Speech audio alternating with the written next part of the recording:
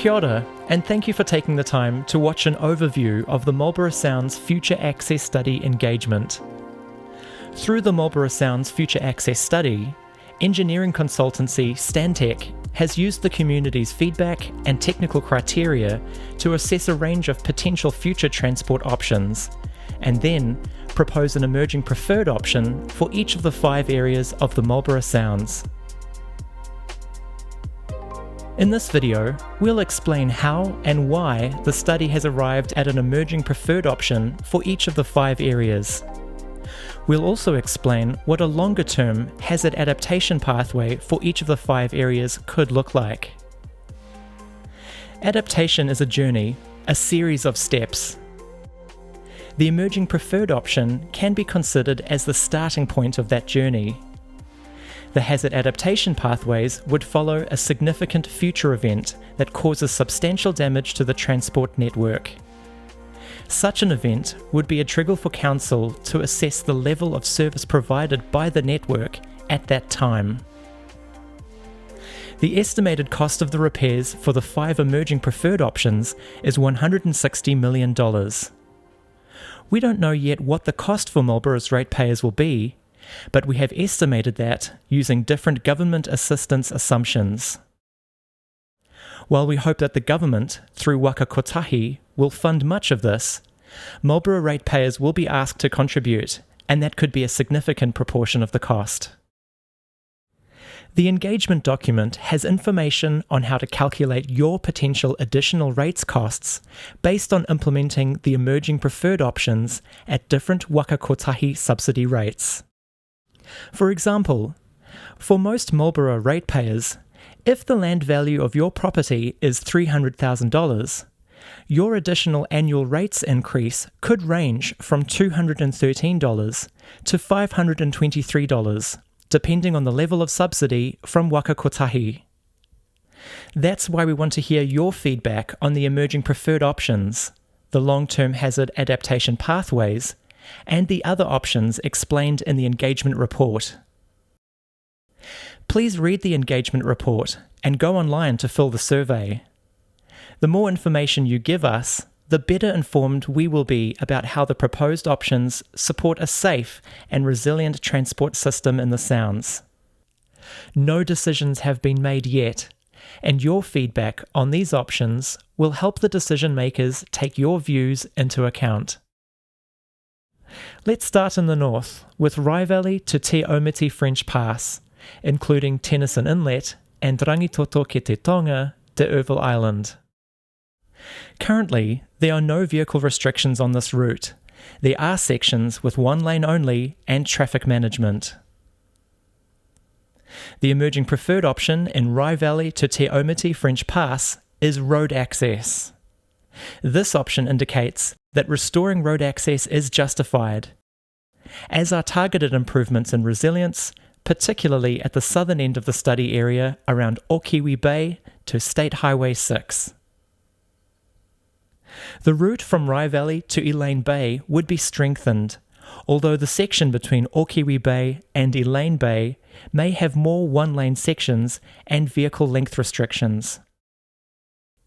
The routes from Elaine Bay to Te Aumiti French Pass and Rye Valley to Tennyson Inlet would receive targeted improvements, but there would be an increase in the number of 1-lane sections, and there may be vehicle length restrictions too. The road to Port Laigar and the roads on Rangitoto ki te Tonga, the Urville Island, would receive essential repairs only and experience more 1-lane sections and possible vehicle length restrictions. The cost estimate for this emerging preferred option is $45 million. In the engagement report, the hazard adaptation pathway for this area is called marine access. Marine access and marine infrastructure are likely to become more important over time, especially past Okiwi Bay, due to the susceptibility of the road corridor here. There would be investment to protect and upgrade primary hub marine facilities at Havelock and Picton, Elaine Bay, which is an arterial hub, Duncan Bay, Tennyson Inlet, Sissy Bay, and Port Laigar, which are local hubs. The cost estimate for this hazard adaptation pathway is $20 million. Now let's take a look at Te Hoire Pelorus, including Kaiuma Bay Road. Currently, there are no vehicle or other restrictions here. The emerging preferred option for Te Hoire Pelorus is road focus. The option indicates that restoring road access is justified with targeted improvements in resilience, particularly at the western end of this area. However, marine access could become more important over time at the eastern end of this study area due to the susceptibility of the road corridor here. The route would receive targeted improvements. The section between Brooklyn Bay and Kaiuma Bay may have increasing one-lane sections, along with vehicle weight and length restrictions. The cost estimate for this emerging preferred option is $5 million. In the engagement report, the hazard adaptation pathway for this area is called marine access. There would be no change to existing marine services. There would be investment to protect and upgrade primary hub marine facilities in Havelock. The cost estimate for this hazard adaptation pathway is $2 million.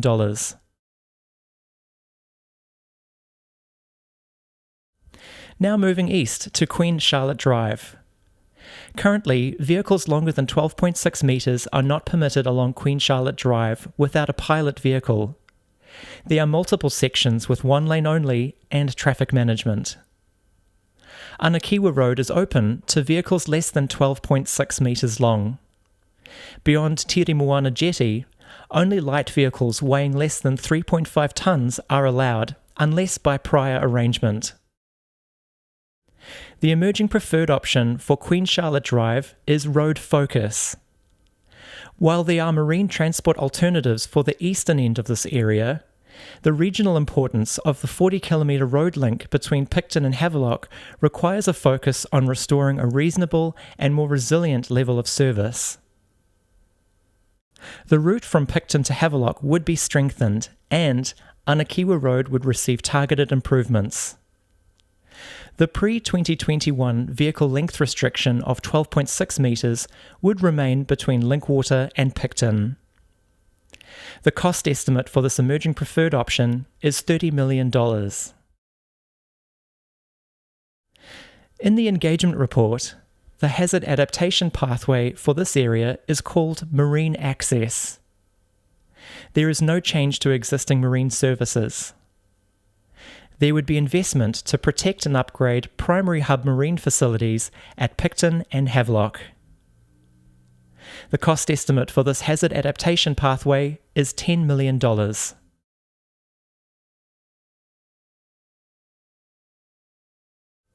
Now let's head north to Keneperu.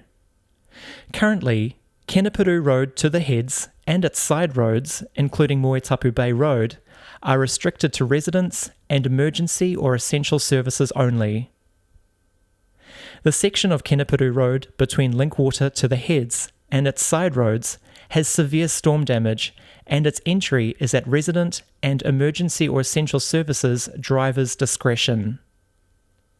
Restrictions also apply on Keneperu and Moetapu Bay roads, and they are as follows. No camper vans, vans or buses. Only four-wheel drive and light vehicles under 3.5 tonnes.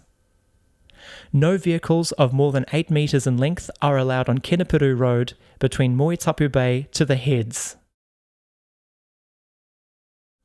The emerging preferred option for this area is balanced.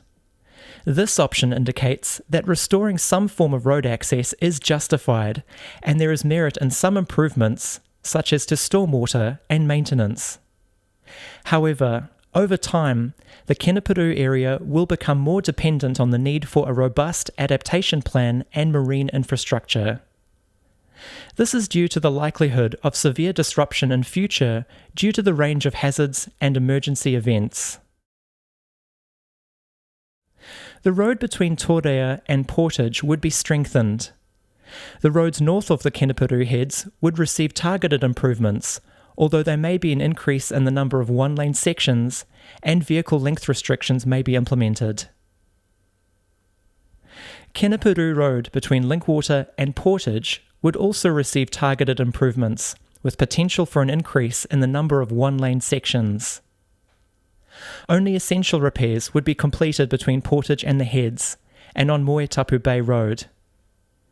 On Kenepuru Road, between Moetapu Bay Road and the Heads, and on Moetapu Bay Road, there is potential for length restrictions to 12.6 metres and weight restrictions to under Class 1 in the long term.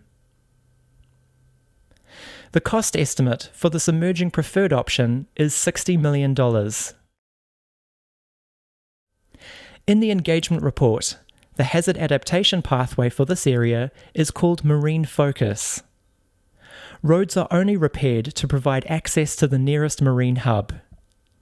There would be investment to protect and upgrade the primary hub marine facilities at Havelock and Picton, Torreo and Portage, which are arterial hubs, and Double Bay, Fish Bay, and Punga Cove.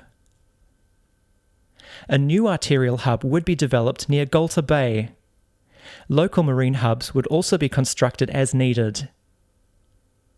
Passenger services between Havelock and Kenepuru Sound would be introduced 3 times per week, and passenger services in Totaranui, Queen Charlotte Sound are as existing.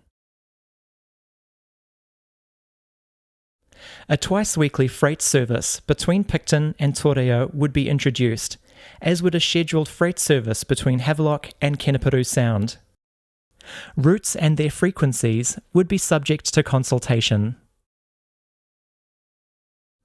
The cost estimate for this hazard adaptation pathway is $40 million. And finally, our last area of interest, Te Whanganui, Port Underwood.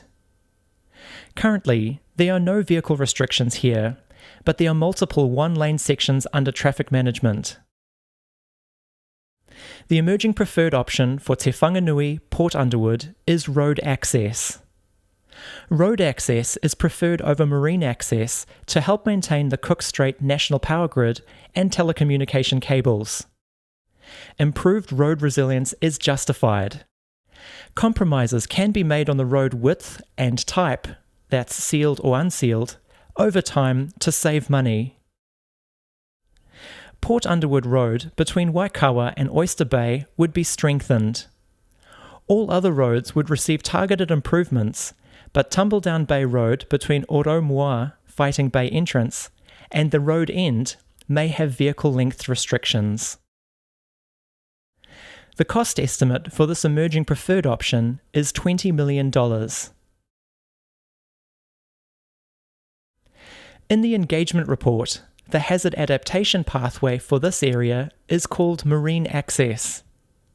There is no change to existing marine services.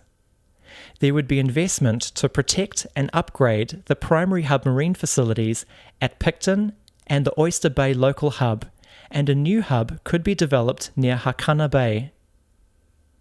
The cost estimate for this hazard adaptation pathway is $10 million. So now, we want to invite you to tell us, what do you think of the transport options? You may live in the Sounds, own a property or business in the Sounds, be a visitor or a Marlborough ratepayer. By July 11th, we want to hear how these options will affect you. Your feedback will contribute to Waka Kotahi and Council's decision-making for a viable future transport network in the Sounds.